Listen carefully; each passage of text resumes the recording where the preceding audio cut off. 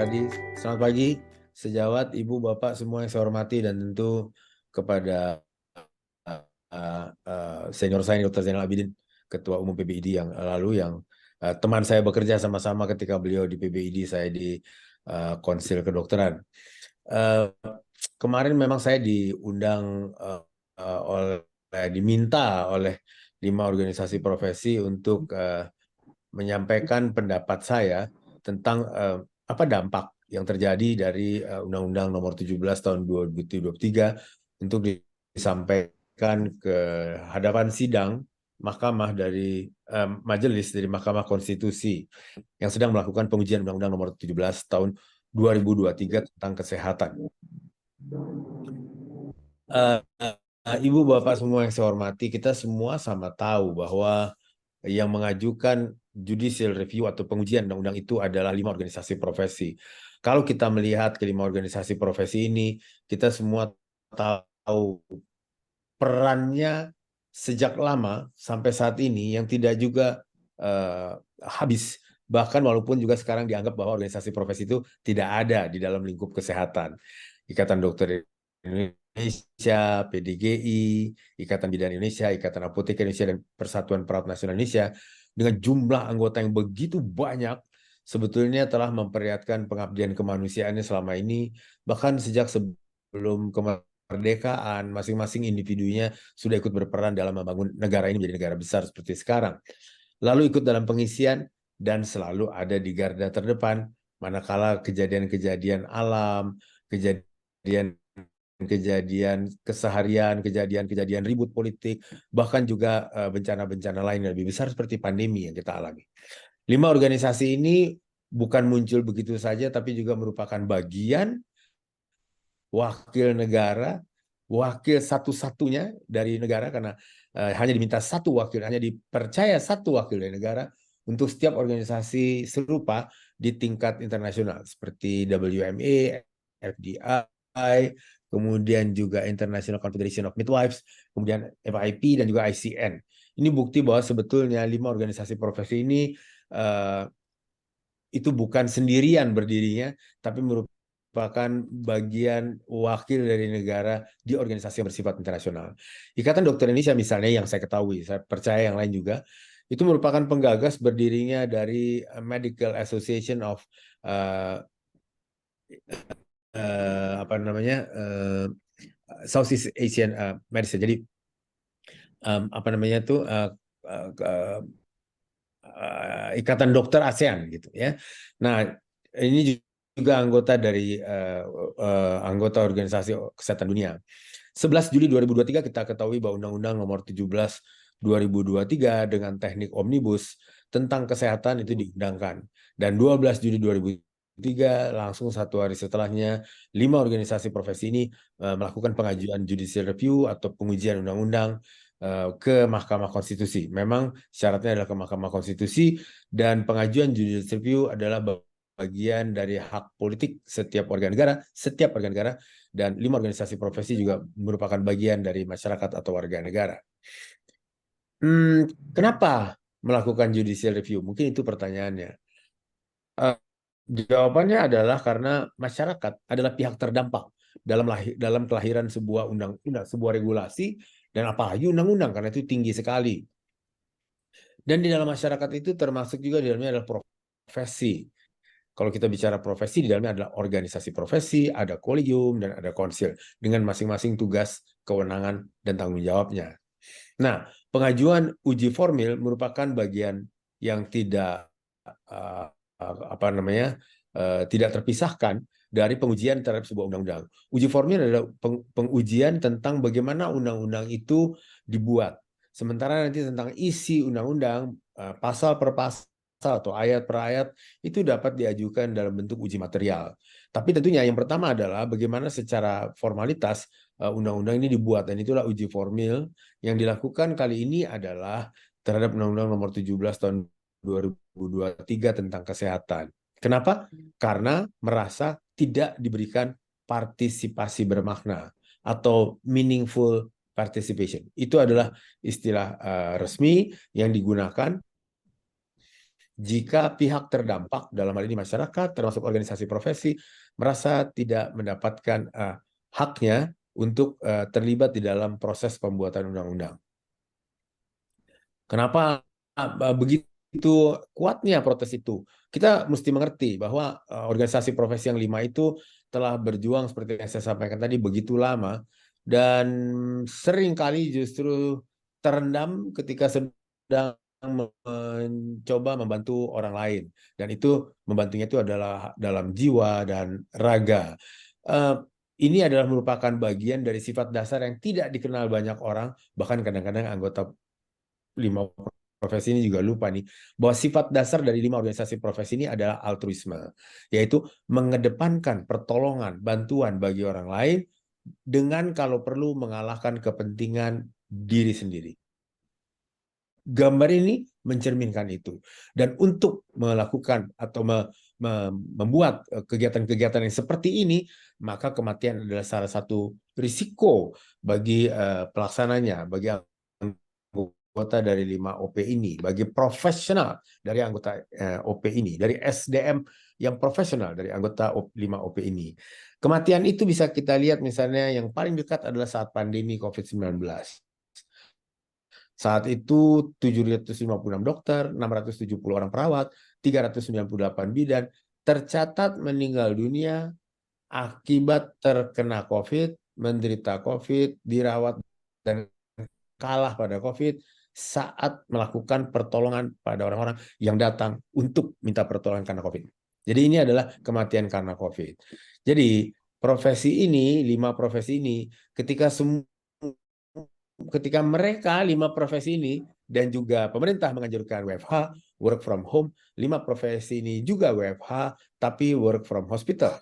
Mereka ada di rumah sakit, mereka berperang justru di depan dari pasiennya sendiri. Karena pasiennya sudah jelas sakit, padahal anggota profesional ini belum sakit, dan mereka di depannya untuk mencegah, untuk menolong, dan untuk melepaskan pasien-pasien mereka dari kondisi itu.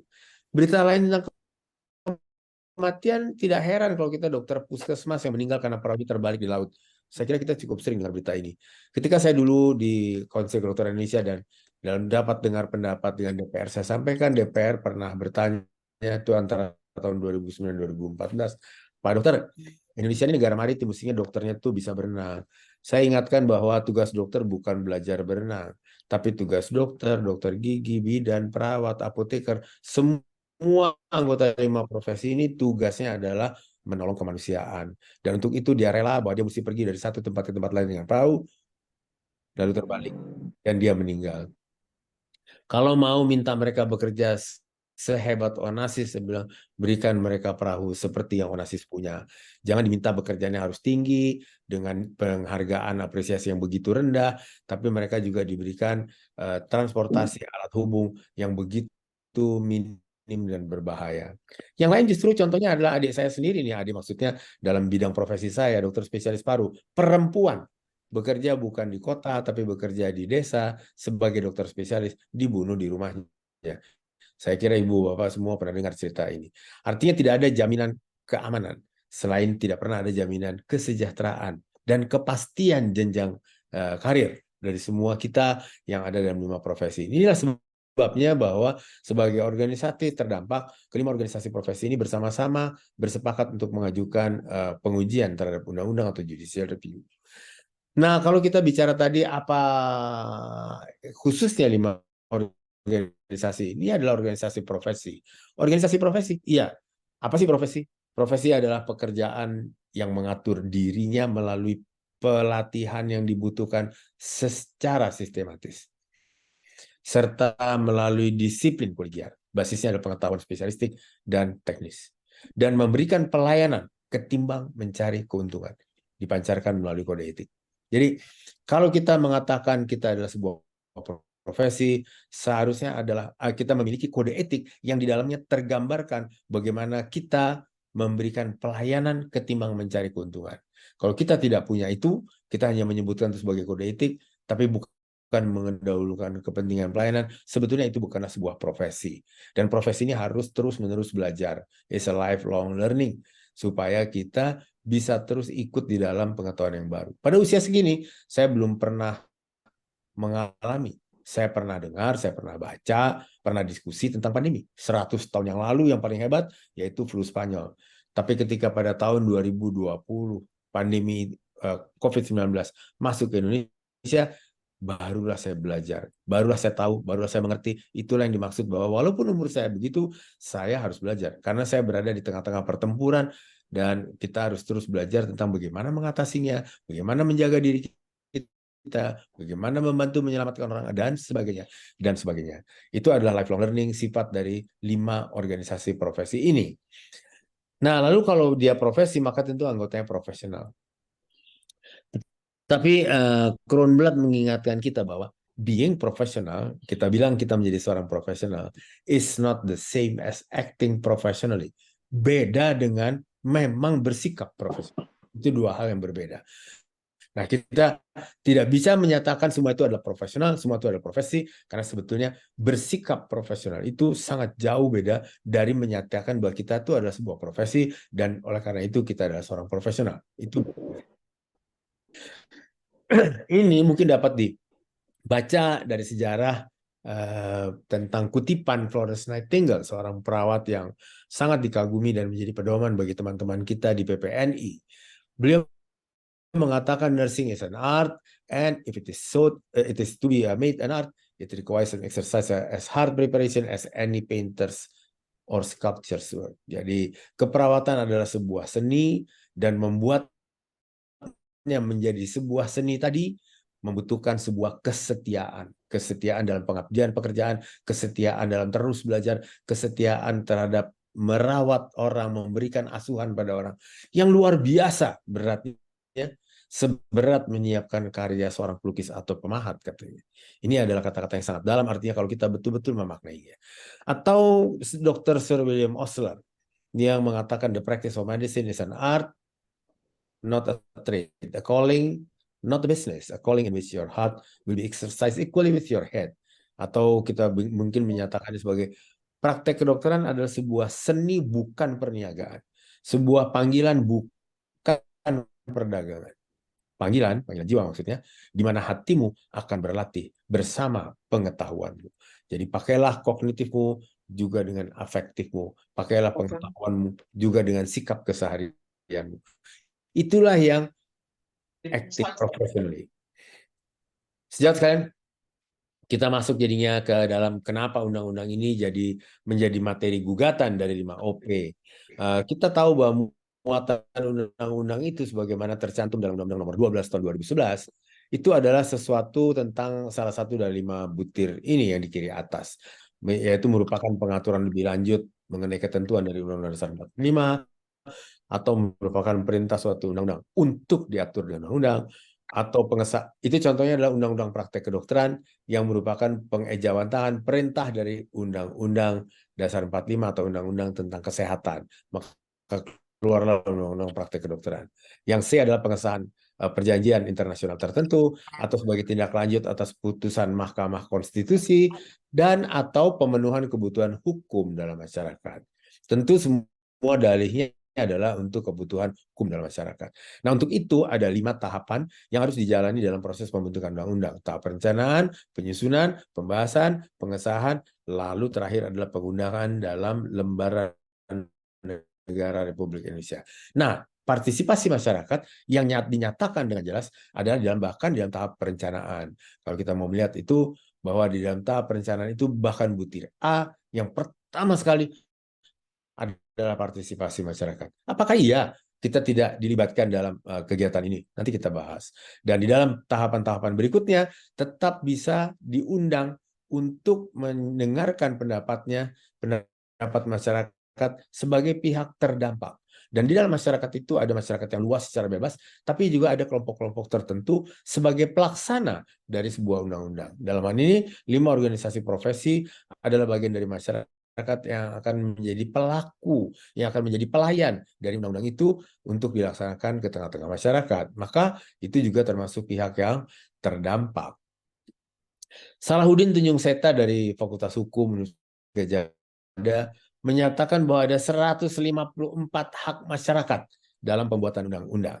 Dan hak masyarakat dalam pembuatan peraturan perundang-undangan itu disebutkan sebagai partisipasi yang tidak cukup hanya dilakukan segelintir orang yang duduk dalam lembaga perwakilan, karena institusi dan orang-orang yang duduk dalam lembaga perwakilan seringkali menggunakan politik atas nama kepentingan rakyat untuk memperjuangkan kepentingan pribadi atau kelompok mereka sendiri.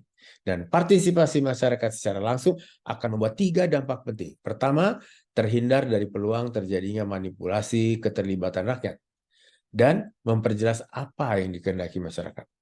Yang kedua, memberi nilai tambah pada legitimasi rumusan perencanaan. Semakin banyak jumlah yang terlibat, tentu akan semakin baik bunyi dan pelaksanaan dari sebuah regulasi, apalagi setingkat undang-undang. Yang ketiga adalah meningkatkan kesadaran dan keterampilan berpolitik masyarakat. Masyarakat harus dibuat juga melek politik, sehingga tidak hanya menjadi objek dari politik, tapi juga subjek dari politik, dan juga antara lain ikut dalam pembuatan regulasi dari tingkat peraturan, dari tingkat keputusan, sampai ke tingkat yang undang-undang. Keputusan Mahkamah Konstitusi nomor 91/PU 18/2020 jelas menyatakan partisipasi bermakna atau meaningful participation itu ada 3 bentuknya. 1, masyarakat memiliki hak untuk didengarkan pendapatnya. Apakah kemarin tidak didengarkan? Yang kedua adalah masyarakat untuk dipertimbangkan pendapatnya. Apakah kemarin tidak dipertimbangkan? Masyarakat mendapatkan penjelasan atau jawaban atas pendapat yang diberikan. Paling sedikit ini yang dirasakan oleh kelima organisasi profesi tidak ada. Kalaupun mereka diminta untuk berpendapat, kalaupun mereka diminta untuk bersuara, maka mungkin didengar, tapi mungkin tidak menjadi pertimbangan karena semua pertimbangan-pertimbangannya tidak ada di dalam undang-undang yang keluar. Atau juga, tapi tidak pernah juga mendapatkan penjelasan bahwa pendapat atau pertimbangan tadi tidak diperhatikan dan tidak dinyatakan kenapa tidak dipakai. Tidak ada diskusi di sana, dan itulah sebabnya mengapa 5 organisasi profesi menjadi bereaksi, karena itu menjadi bagian dari hak politik mereka sesuai dengan keputusan Mahkamah Konstitusi. Jadi diundang, tapi tidak dilibatkan dalam diskusi substansi sejak awal butir 1A tadi sampai saat proses butir-butir selanjutnya.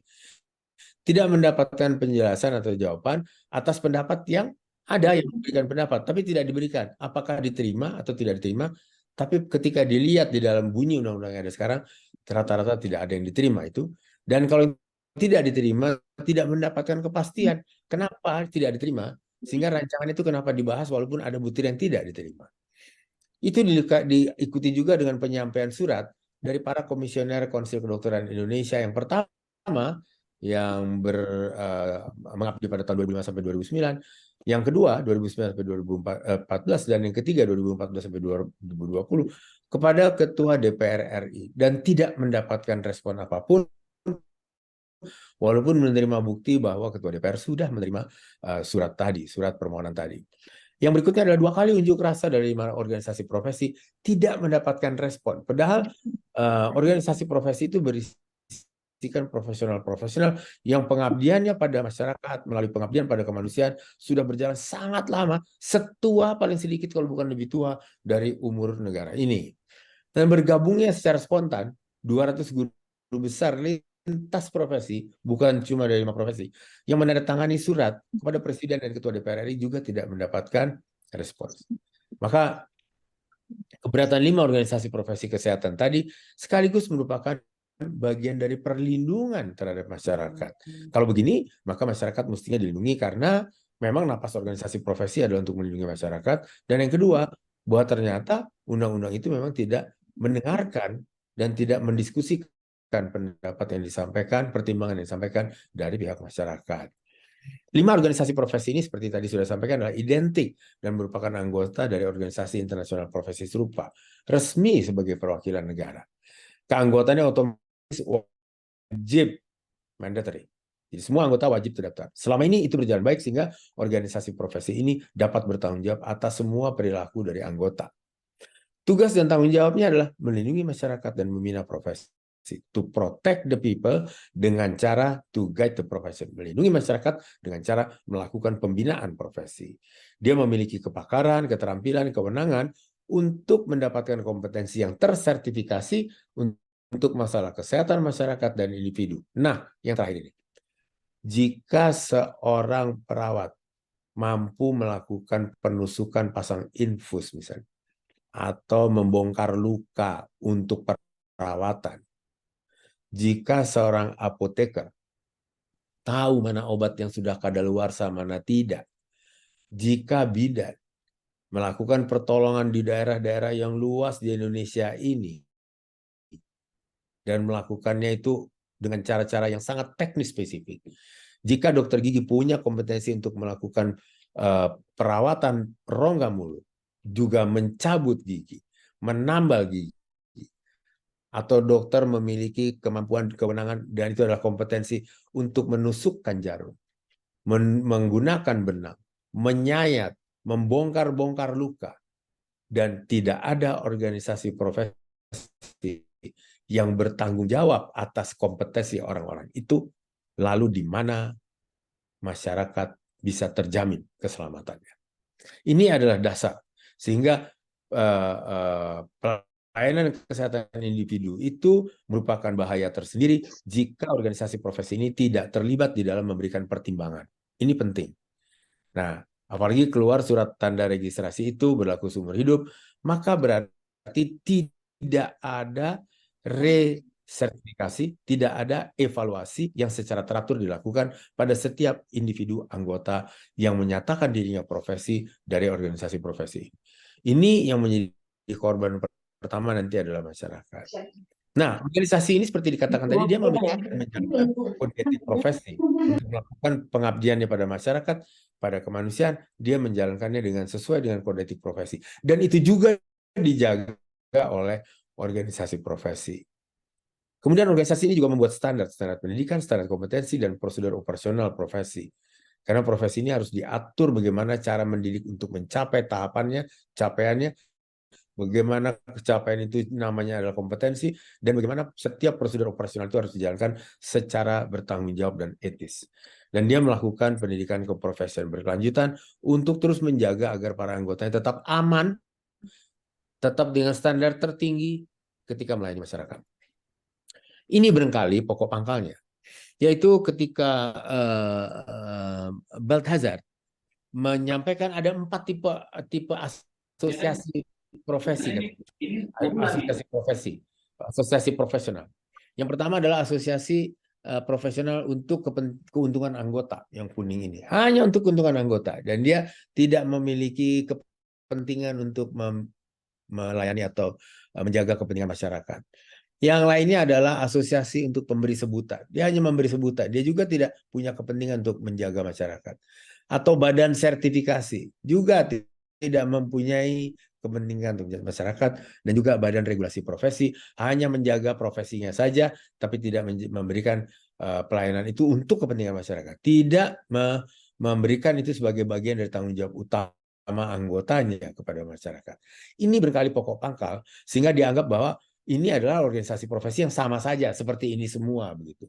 Padahal belakangan kita bisa juga melihat bahwa dituliskan asosiasi itu dapat tidak memiliki struktur kepemimpinan. Dia dilakukan dengan pengaturan-pengaturan yang dilakukan oleh sebuah kantor saja dengan seorang sekjen di sana atau sekretaris eksekutif di sana.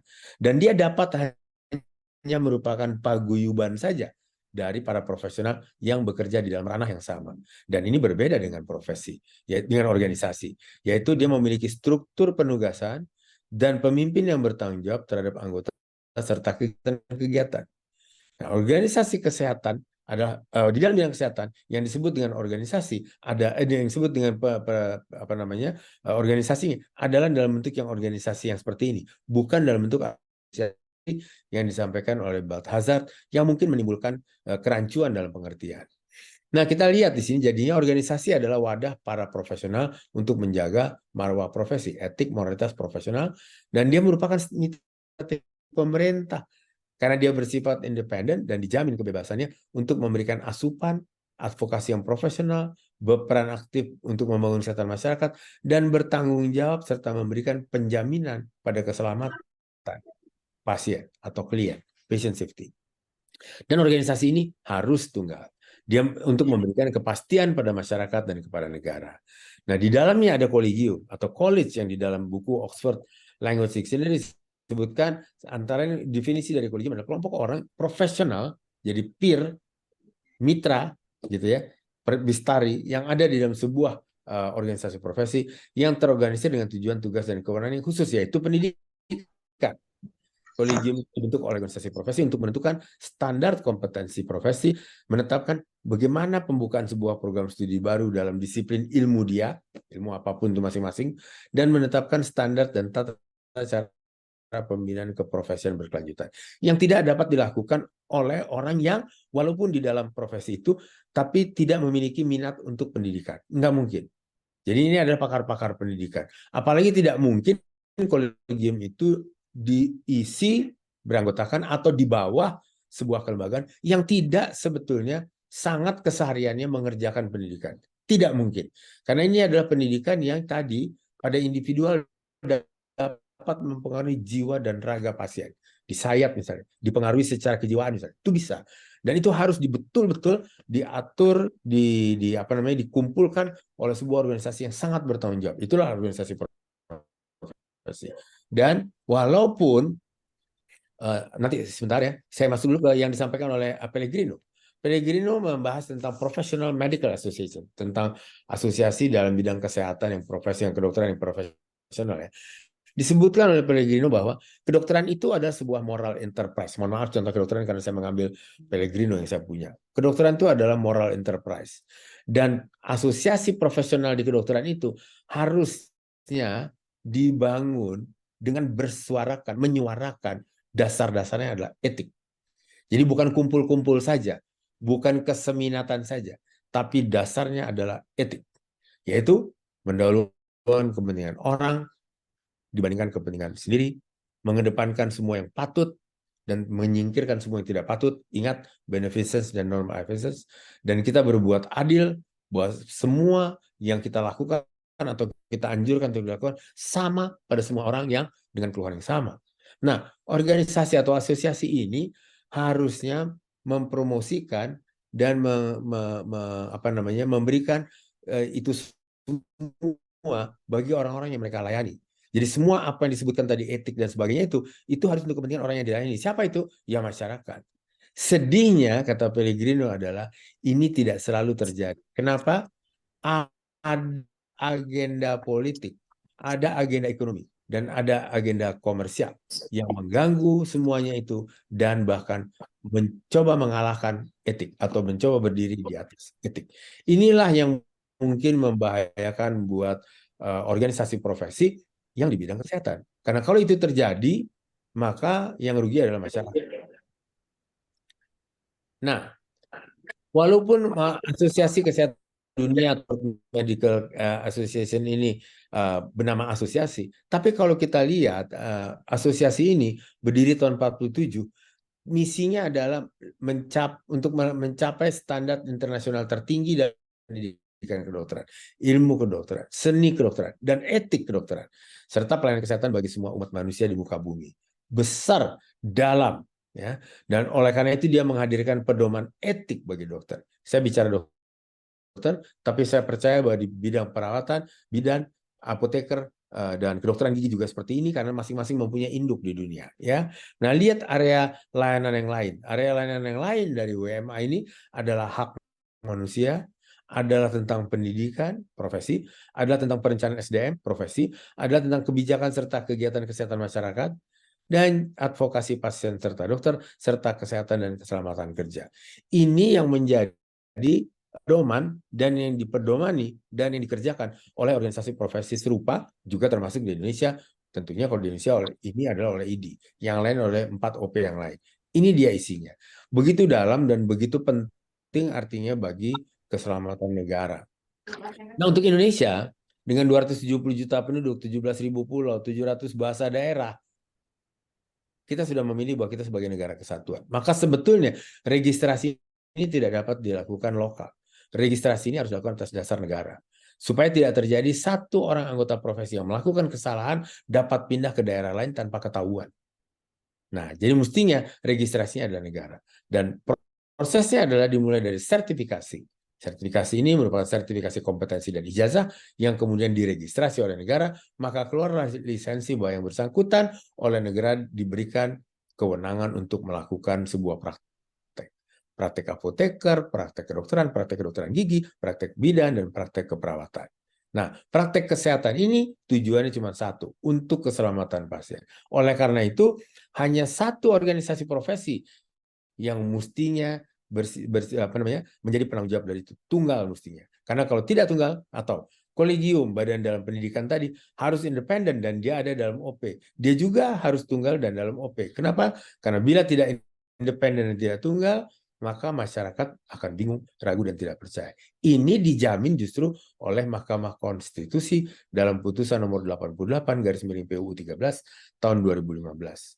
Dan Mahkamah Konstitusi sudah membaca, jika masyarakat ragu, tidak percaya pada SDM kesehatan, 5OP tadi, ini akan membahayakan ketahanan nasional bidang kesehatan. Sejauh sekalian, inilah kepentingan masyarakat harus mendapatkan profesional bidang kesehatan yang terpercaya dan terstandar. Tanpa perlu masyarakat mencari tahu, ragu, atau bertanya-tanya, ini bidannya benar nggak? Ini dokternya tersertifikasi nggak? Ini dokter giginya orang yang baik nggak? Ini dan sebagainya, itu tidak perlu. Tidak perlu itu artinya harus ada negara memiliki tangan dalam margin organisasi profesi sebagai badan yang menjaga supaya itu terjadi dengan baik, sehingga masyarakat dia pergi kemanapun, dia pergi ke bidan, dia pergi ke apoteker, dia pergi ke dokter gigi, ke perawat, mereka cukup tahu bahwa ini adalah orang-orang yang terpercaya dan terstandar. Dengan begitu akan ada kepastian terhadap keselamatan pasien. Dan juga kepentingan masyarakat adalah mendapatkan pendampingan dan advokasi terkait masalah kesehatan masyarakat. Pada saat bencana alam, di Cianjur misalnya, di Garut misalnya, siapa yang duluan lari ke sana? Organisasi profesi. Karena nalurinya adalah altruisme tadi. Pada bencana penyakit, pandemi kemarin yang contoh paling besar, siapa yang ada di dalam medan pertempuran itu? Anggota-anggota dari organisasi profesi. Pasti, karena dia akan mengalahkan penyakit itu. Pada bencana perang, siapa yang tetap bertahan di dalam pekerjaannya di Palestina, di Gaza?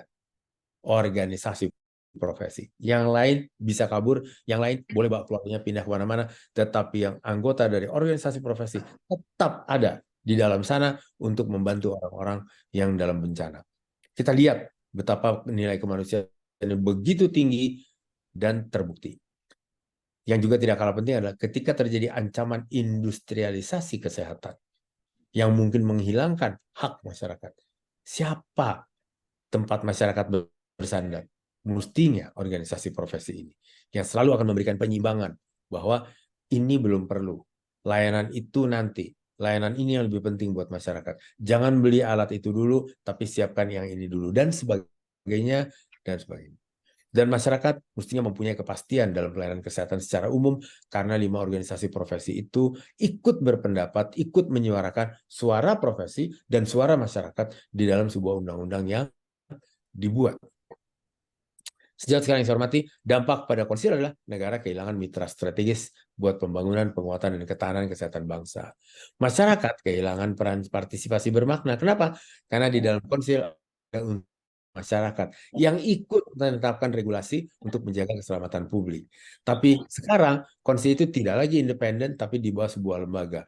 Maka masyarakat sebetulnya tidak memiliki kekuatan apa-apa untuk menyuarakan penyeimbangan terhadap kemungkinan yang atau peluang yang terjadi di pihak yang lain. Bagaimana dengan kolegium? Kolegium kehilangan marwah independensinya. Beberapa kolegium sekarang sudah setengah-setengah berpikir mungkin bisa begini, mungkin bisa begitu.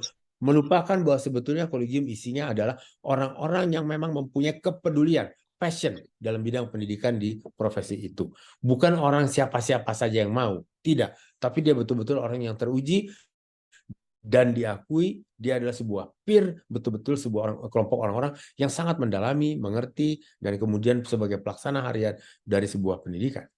Dan bagi organisasi profesi, telah kehilangan kekuatan pemimpinan anggota untuk berlaku etis, untuk berkesejahteraan, untuk altruis, ini masyarakat lagi jadi korban, dan untuk profesional dalam semangat yang berkesejahteraan. Kita lihat betapa banyak sekali pelecehan-pelecehan yang dilakukan oleh SDM kesehatan di luar kepada SDM kesehatan Indonesia.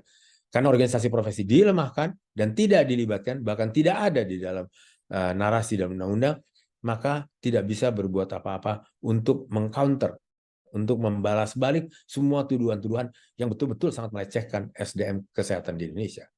Dan dalam hal ini negara juga kembali rugi karena kehilangan mitra dalam pembuatan regulasi yang teknis, gitu. Misalnya pada saat pandemi, apa obat yang mesti disiapkan lebih dulu? Bagaimana tata cara laksana teknis medisnya, teknis nursingnya, teknis obat-obat yang cocoknya, bagaimana? Yang mana tahu itu? Hanya organisasi profesi itu, gitu ya. Dan semua di atas adalah nilai-nilai universal. Itu bukan nilai Indonesia.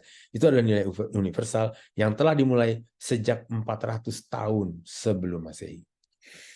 Sejauh sekalian, partisipasi penuh organisasi profesi, konsil, baik kedokteran maupun tenaga kesehatan, dalam pembuatan regulasi, apalagi setingkat undang-undang, adalah sangat penting karena itu merupakan bagian dari penjaminan keselamatan pasien dan kesehatan masyarakat.